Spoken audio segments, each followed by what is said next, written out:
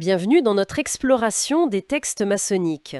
Aujourd'hui, on s'intéresse à deux éléments un peu mystérieux du rite écossais ancien et accepté. Oui, bonjour. On va parler de cette acclamation oser, oser, oser. Exactement. Et puis aussi de la devise bien connue liberté, égalité, fraternité. On a des documents qui éclairent leur sens dans ce contexte bien précis. Tout à fait. L'idée, c'est de voir ce que ces sources nous disent, de décrypter un peu leur signification rituelle. Alors commençons par oser, l'acclamation écossaise donc. C'est ça. Elle rythme les cérémonies du REAA. Mais alors, son origine, c'est pas simple.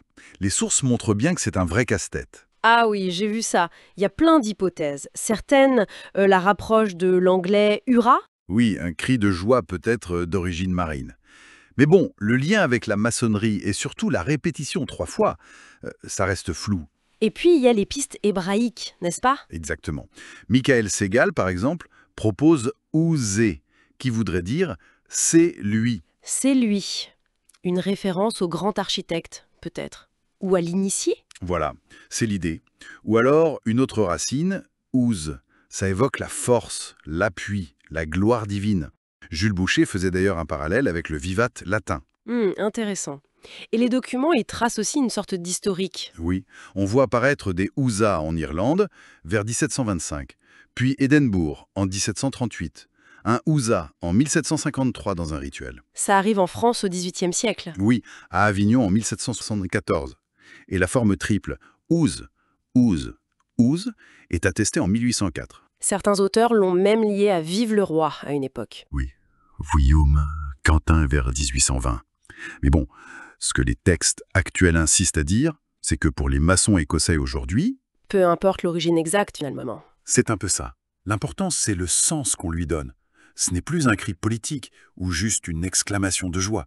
C'est devenu symbolique. Une façon de glorifier le grand architecte de l'univers. Voilà, c'est cette interprétation adoptée qui compte dans le rituel. D'accord, c'est clair.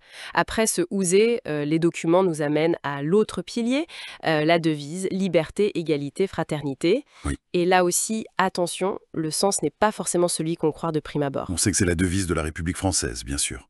Adoptée officiellement assez tard, d'ailleurs, Oui, 1848, puis surtout 1880. mais elle circulait avant, y compris dans des documents maçonniques, comme ceux de la Grande Loge de France, vers 1795. Mais l'idée d'une origine purement maçonnique très ancienne, c'est discutable d'après les sources. Ça semble reposer sur des documents apocryphes, oui. Ce qui est sûr, c'est que la maçonnerie, surtout latine, l'a largement adoptée. Mais le point crucial, c'est vraiment la différence de sens entre le politique et le maçonnique. Absolument. Et c'est là que ça devient passionnant. Dans la perspective écossaise qu'on étudie ici, la liberté, eh bien c'est d'abord intérieur. Comment ça, intérieur? C'est se libérer soi-même des préjugés, des dogmes, refuser le prêt à penser, quoi. C'est conquérir son autonomie de jugement. Et ça implique une responsabilité. D'accord. Et l'égalité alors dans cette optique? Ce n'est pas l'uniformité. C'est la conscience profonde que chaque être humain a la même valeur intrinsèque. Moi, l'autre, pareil. Donc, respect des différences. Personne n'est au-dessus ou en dessous. Voilà l'idée. Et enfin, la fraternité. Là, ça va plus loin que la simple solidarité, semble-t-il. Ah oui. Oui, les textes parlent d'un devoir actif de solidarité, de compassion. C'est basé sur notre humanité commune, ce lien qui nous relie tous en lien avec le grand architecte. Un sentiment d'appartenance à l'espèce presque. C'est ça, et ça pousse vers une plus juste répartition. Ça commence en loge, entre frères et sœurs, mais ça doit s'étendre à tous, universellement. Donc, pour résumer ce que nous disent ces documents, oser, c'est une acclamation symbolique pour le grand architecte.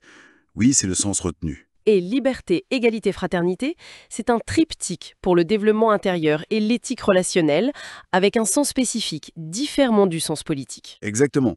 Tourner vers le perfectionnement soi et le rapport aux autres, sous l'égide du principe créateur. Les textes suggèrent même que l'acclamation et la devise font écho à l'invocation au grand architecte. Comme des rappels constants en quelque sorte. Tout à fait. Des rappels de cette dimension sacrée à chercher en soi et dans le monde. Ce qui nous laisse avec une question peut-être. Au-delà de les dire en cérémonie, qu'est-ce que ça change de vraiment ressentir ce sens profond? Bonne question. Comment cette conscience transforme-t-elle l'acte de prononcer ces mots? Et puis, quelle portée réelle ont ces interprétations, si spécifiques, sachant que tout dépend du vécu de chacun au moment où il les prononce?